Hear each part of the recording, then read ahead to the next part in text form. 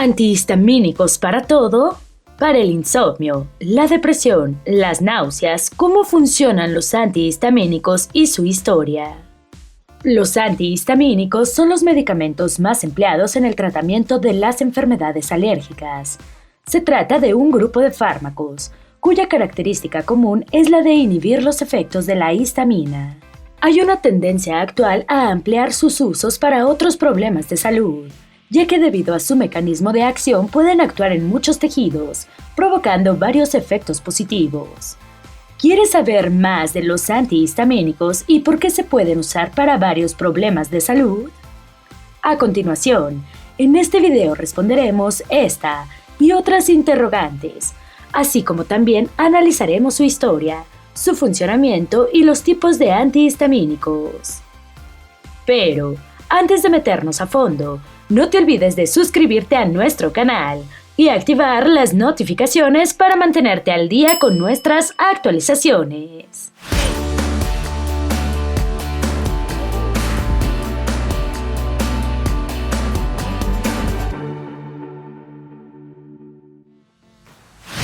Probablemente hayas oído hablar de antihistamínicos.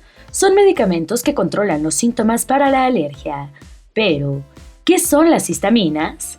Son sustancias químicas que produce tu sistema inmunológico. Ayudan a tu cuerpo a deshacerse de algo que le molesta, en este caso, un desencadenante de alergia o alérgeno. Las histaminas inician el proceso que empuja a esos alérgenos fuera de tu cuerpo o de tu piel. Pueden hacerte estornudar, llorar o picar, lo que sea necesario para hacer el trabajo, pero son parte del sistema de defensa de tu cuerpo. Cuando tienes alergias, algunos de sus desencadenantes como el polen, la caspa de las mascotas o el polvo parecen inofensivos, pero tu sistema inmunológico los ve como una amenaza y responde. La intención de tu cuerpo de mantenerse a salvo es buena, pero su reacción exagerada te da esos síntomas de alergia demasiado familiares, que luego intentas detener con un antihistamínico. Historia de los antihistamínicos. La base para el desarrollo de antihistamínicos fue hecha en la primera mitad del siglo XX por el farmacólogo suizo-italiano Daniel Bovet. El trabajo de Bovet condujo al descubrimiento y producción de antihistamínicos para el alivio de las alergias y le valió el Premio Nobel de Medicina en 1957. Mientras trabajaba en el Departamento de Química Terapéutica del Instituto Pasteur de París, Bovet descubrió que ciertos productos químicos contrarrestaban las reacciones de la histamina en animales de experimentación. El primer antihistamínico identificado se denominó compuesto F929 o timoetil-dietilamina, descrito por Bovet y sus colegas en 1937. Bovet observó que el compuesto F929 protegía a los animales contra la histamina en dosis lo suficientemente altas como para poder ser letales. El F929 también disminuyó los síntomas de la anafilaxia, una reacción alérgica grave que a menudo provoca la obstrucción de las vías respiratorias, el shock y la muerte. Aunque el compuesto F929 resultó inadecuado para su uso clínico en humanos debido a su debilidad y toxicidad, su descubrimiento abrió la puerta a la búsqueda de un agente bloqueador de histamina adecuado para su uso clínico. En 1942, el primer antihistamínico utilizado con éxito para tratar a los seres humanos, Antergan, se desarrolló en Francia. Los científicos en Estados Unidos introdujeron difenhidramina y tripelanimida en 1946, los cuales permanecieron en uso hasta el final del siglo. Se produjo una oleada de desarrollo de antihistamínicos y prácticamente todos se derivaron del compuesto original F929. En 1950, los antihistamínicos se producían en masa y se recetaban ampliamente como el fármaco preferido por quienes padecían alergias. Aclamados como medicamentos maravillosos, los antihistamínicos a menudo fueron percibidos erróneamente por el público como una cura para resfriado común. Aunque no es una cura, los antihistamínicos proporcionaron el primer alivio confiable para algunos de los síntomas del resfriado. ¿Cómo funcionan los antihistamínicos? Su mecanismo de acción se basa en el bloqueo de un receptor de la histamina, que se libera cuando se entra en contacto con un alérgeno, es decir, un agente externo al que la persona es susceptible y que al entrar en contacto con el mismo se desencadena una reacción alérgica. Cuando se produce una reacción alérgica, el alérgeno interactúa con los receptores de anticuerpos de la superficie de unos glóbulos blancos específicos, llamados mastocitos y basofitos. Cuando se produce esta unión y se forma el llamado complejo antígeno-anticuerpo, estos glóbulos blancos liberan la histamina junto con otros moduladores químicos que se encuentran en su interior. Ya fuera de la célula, la histamina reacciona con tejidos cercanos. La unión de la histamina con los receptores H1 produce picor, una dilatación de los vasos, lo cual provoca el rubor facial, disminución de la presión arterial, dolor de cabeza, aumento de la frecuencia cardíaca, constricción de los bronquios, entre otros síntomas. Es decir, en esta unión de la histamina con sus receptores, lo que provoca los síntomas de una reacción alérgica. Usos de los antihistamínicos. Se han venido usando desde mediados del siglo XX en numerosas enfermedades y procesos, como rinitis y conjuntivitis alérgicas y no alérgicas, urticarias agudas y crónicas, control de picor y del rascado de diversas causas dermatológicas, como por ejemplo picaduras, dermatitis y no dermatológicas como el prurito metabólico, tratamiento sintomático de infecciones respiratorias catarrales y de la tos inespecífica o no asociada a enfermedades respiratorias. Además, los antihistamínicos disponibles por vía intramuscular o intravenosa se usan como complemento de la adrenalina y de los corticoides en el tratamiento urgente de la anafilaxia o choque alérgico generalizado. A medida que se desarrollaron diferentes formulaciones, los científicos finalmente encontraron indicaciones adicionales para el uso de antihistamínicos. La difenidramina estuvo disponible como preparación para dormir y como remedio para la picazón. El grupo de antihistamínicos piperacina se utilizó para prevenir el mareo por movimiento. El dimenhidrinato se utilizó como medicamento contra las náuseas. Las fenotiacinas tienen un efecto sedante pronunciado y se utilizó hidroxina como tranquilizante. Esta amplia gama de propiedades de los medicamentos disponibles condujo al potencial de uso excesivo y en ocasiones al abuso de antihistamínicos. Número 1. Antialérgico. Los diferentes antihistamínicos bloquean en grado variable el efecto farmacológico de la histamina, pero también tienen efectos anticolinérgicos, es decir, producen un bloqueo del neurotransmisor llamado acetilcolina, lo que provee sequedad en la mucosa nasal. El astermisol, fexofenadina, alimemacina, cetirizina, levocetirizina, loratadina, terfenadina y desloratadina, entre otros, no tienen actividad anticolinérgica significativa, mientras que la bromfeniramina, dimenhidrinato, meclocina, difenidramina, dexclorofeniramina, doxilamina, clorofenamina, entre otros, sí tienen actividad anticolinérgica significativa. Número 2. Antiemético. El mecanismo por el que los antihistamínicos funcionan como agentes antieméticos y como agentes antivertiginosos no se conoce aún con exactitud, pero pueden estar relacionados con sus acciones anticolinérgicas sobre el sistema nervioso central. La disminución de la actividad del sistema vestibular y acción en la zona quimiorreceptora ubicada en el bulbo raquídeo pueden estar involucrados en la acción antiemética. El dimenhidrinato y la meclicina son útiles en afecciones como la enfermedad de Meniere y otros vértigos verdaderos. Solo la prometacina es eficaz contra las náuseas y el vómito después del uso de quimioterapia. Número 3. Sedante, hipnótico y ansiolítico. Muchos antihistamínicos cruzan la barrera hematoencefálica y producen sedación. La sedación se da por inhibición de la histamina y bloqueo de los receptores histaminérgicos centrales. El bloqueo de otros receptores en el sistema nervioso central, tales como serotonina, acetilcolina y estimulación alfa-adrenérgica pueden estar involucrados. La depresión central puede ser no significativa con astemisol, cetirizina en bajas dosis y con la loratadina, desloratadina y terfenadina. La difenhidramina y la hidroxicina tienen una actividad ansiolítica leve. Esto debido a que ejercen cierta actividad supresora en algunas regiones en el sistema nervioso central.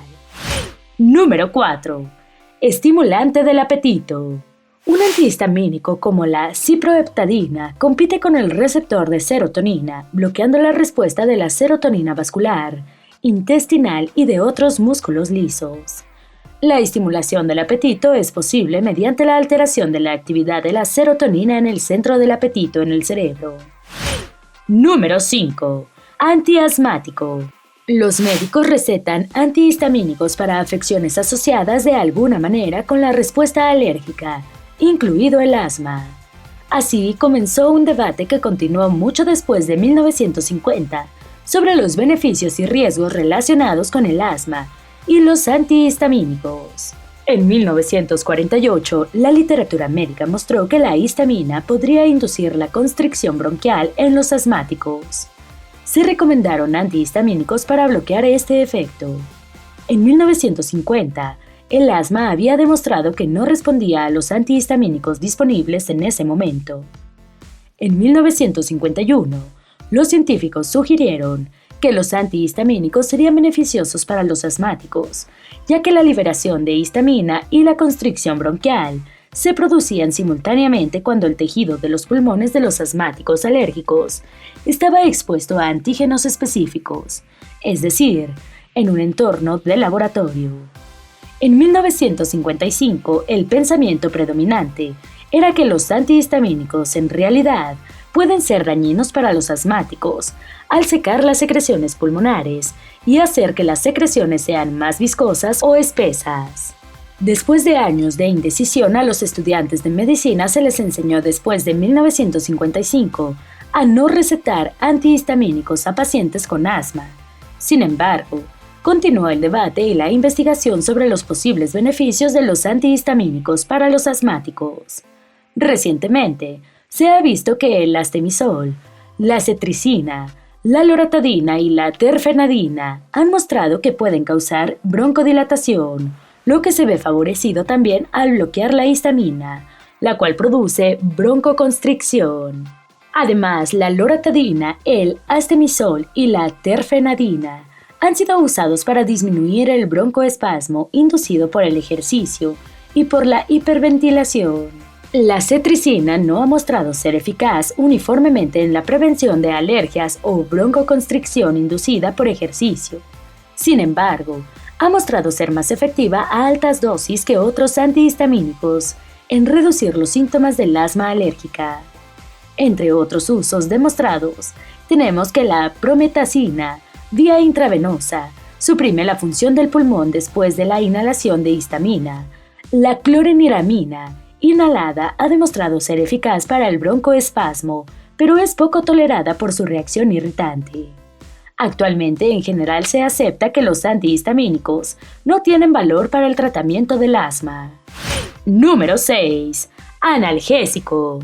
Desde finales de 1930 se descubrió que la histamina es un mediador del dolor cutáneo. Esto se debe a que la histamina es un constituyente de casi todas las células y produce dolor cuando se inyecta en la piel humana. La respuesta hipernociceptiva o de extrema sensibilidad al dolor hacia algunas sustancias altamente selectivas de los receptores de histamina H1 y la habilidad de algunos antihistamínicos para reducir el dolor inducido por la histamina en modelos experimentales, sugiere que la histamina juega un papel importante en el proceso fisiológico involucrado en el dolor. Varios antihistamínicos producen un efecto antinociceptivo o analgésico en algunos modelos animales de dolor, tales como la difenhidramina, orfenhidramina, hiroxicina, prometacina y la feniltoloxamina. Número 7. Antidicinético. Se ha aprobado la acción de la difenhidramina en las primeras etapas de Parkinson, disquinesias o movimientos involuntarios o anormales inducidos por drogas. Este efecto se debe a que se inhibe al neurotransmisor acetilcolina a nivel central. Tipos de antihistamínicos. Como has visto, hay una larga lista de medicamentos antihistamínicos que tienen propiedades diferentes. Veamos los 3 grupos principales. Antihistamínicos de primera generación. Son los más antiguos y tienen la ventaja de que son más baratos. Alivian muy bien los síntomas de alergia, pero no solamente actúan sobre los receptores H1 de la histamina, sino que también lo hacen sobre otros receptores, como el de la acetilcolina, la serotonina o la adrenalina. Al no ser fármacos que actúen de manera selectiva sobre los receptores H1 de la histamina, los efectos secundarios que provocan hacen que muchas personas los toleren mal. Su efecto secundario más habitual es la somnolencia, con lo cual debe extremar la precaución al tomar estos medicamentos si se tiene que conducir, y no se debe mezclar con sustancias como el alcohol. Otros efectos secundarios graves asociados con los antihistamínicos de primera generación incluyen mala calidad del sueño, boca seca, mareo, baja presión arterial, daño hepático agudo. Los antihistamínicos orales de primera generación incluyen difenhidramina, clorfenidramina, bromfeniramina, carbinoxamina, clemastina, doxilamina, hidroxicina, prometacina y tripolidina. Antihistamínicos de segunda generación. Son medicamentos igualmente eficaces para el tratamiento de los síntomas de la alergia, pero que además tienen la ventaja de ser selectivos, es decir, se unen solamente a los receptores H1 de la histamina, que se encuentra fuera del sistema nervioso central, de manera que el efecto secundario de la somnolencia no existe con esta generación de antihistamínicos H1 más moderna. Incluyen cetricina, loratadina, evastina, entre otros. Antihistamínicos de tercera generación. En la actualidad se habla de la nueva generación de antihistamínicos. Algunos de los medicamentos pertenecientes a esta generación ya están en el mercado y otros se encuentran en investigación. Los antihistamínicos de tercera generación son una evolución de los anteriores, que además nos permiten reducir las dosis y los posibles efectos secundarios. Los medicamentos que podemos encontrar en este caso son la fexofenadina, desloratadina, levocetriricina, entre otros. Efectos secundarios. Los pacientes que toman antihistamínicos experimentan efectos secundarios que afectan su actividad de la vida diaria. Los estudios indicaron que 1/3 de los pacientes que recibieron antihistamínicos experimentaron una somnolencia lo suficientemente sustancial como para alterar su concentración. Si bien esto fue quizás una consecuencia deseable durante la noche, fue una posible complicación grave durante las horas de vigilia. La terapia antihistamínica se convirtió en una de las primeras oportunidades para que los médicos eduquen a los pacientes y consigan su participación en el manejo de una terapia farmacológica en curso, en lugar de administrar la terapia de un hospital o confinar al paciente en su casa. Se recomienda a los pacientes que no conduzcan un vehículo u operen equipos que requieren coordinación motora fina mientras toman antihistamínicos. También es importante programar las dosis de acuerdo con sus propios horarios y ritmos corporales para minimizar los efectos secundarios. A pesar de los efectos secundarios, los antihistamínicos se han vuelto ampliamente utilizados para una variedad de problemas médicos. Su amplio uso en medicina a principios del siglo XXI es un testimonio de la importancia del descubrimiento de Daniel Bové. La mayoría de los médicos recomiendan el uso de antihistamínicos de segunda o tercera generación para tratar los síntomas de alergias leves o moderados, que incluyen congestión, ojos llorosos y picazón en la piel, aunque la gente todavía puede comprar antihistamínicos de primera generación. Sin embargo, estas formas pueden provocar somnolencia y sedación.